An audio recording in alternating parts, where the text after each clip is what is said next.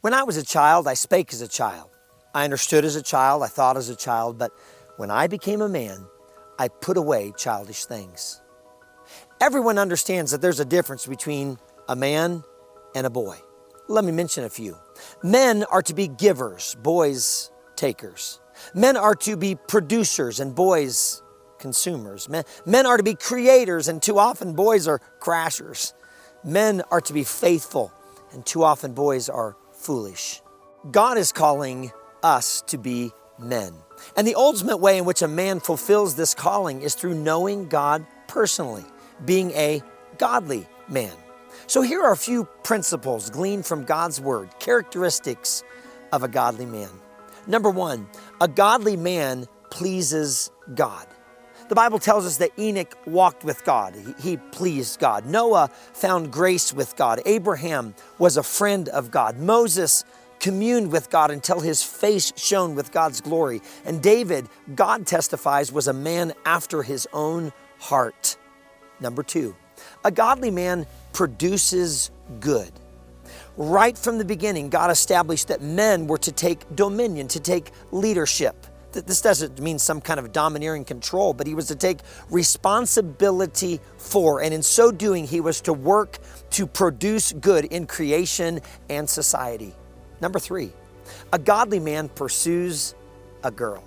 Oh yes, this was God's design, that a woman was to make up what a man lacked physically, psychologically, and beyond. We all understand that we are different, and that's the way it's supposed to be. And God has put within a man a desire drawn to a female's beauty and the differences that she brings completing him. This is God's design and his desire for a man, that he would pursue a girl.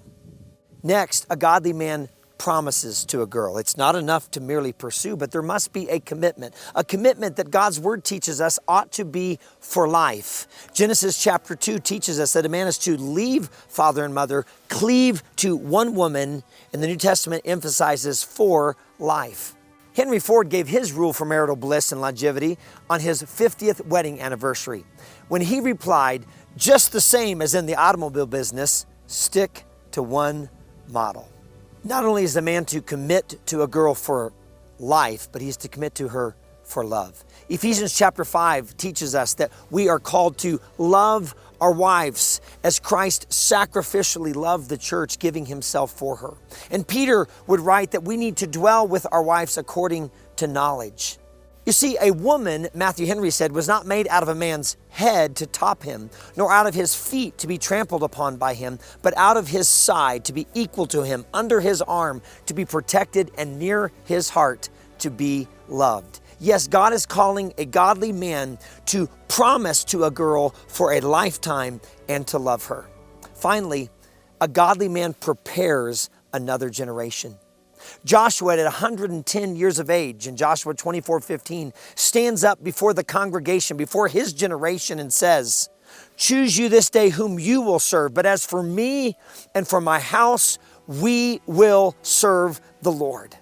Joshua and all godly men have received a responsibility. He understands that he has been called to step up, stand up, and be an example of godliness in his generation. But not just in his generation. He is called to leave a legacy in the coming generations. He's to be intentional about shaping and influencing the next generations for God's glory. So men, young to old, God is calling us to be godly men.